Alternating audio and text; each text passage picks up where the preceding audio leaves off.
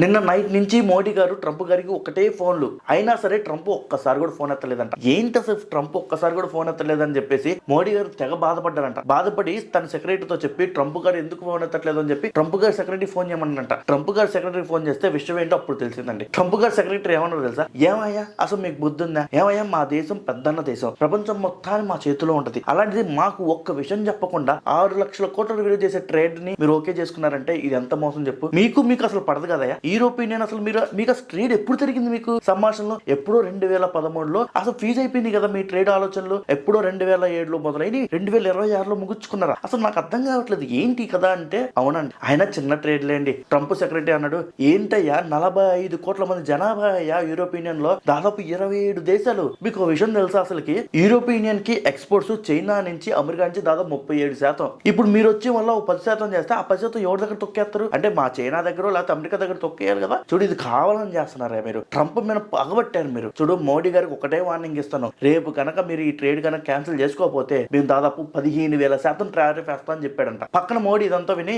ఒకసారి ఇవ్వయ్యా నేను మాట్లాడతా అన్నాడంట. అప్పుడు మోడీ గారి సెక్రటరీ మోడీకి ఇచ్చారంట. ఒకసారి మీ ట్రంప్ కి ఇవ్వయ్యా అన్నాడు. నీతో అలిగా నేను దొంగ మూతి పెట్టానంట. అప్పుడు మోడీ అన్నాడు, థ్యాంక్స్, నువ్వు అలా రెచ్చిపోతే నాకు ఇలాంటి దారులు దొరికే కాదు. థ్యాంక్స్ అయ్యా, అంతే నీ మనసు మంచి మనసు అయ్యా. పాపం ట్రంప్ గారు బాధపడుతున్నారంట. కింద కామన్ బాస్ లో ఓదార్చండి అయ్యా బాబు, ఓదార్చండి. మళ్ళీ కలుద్దాం వేరే వీడియోలో.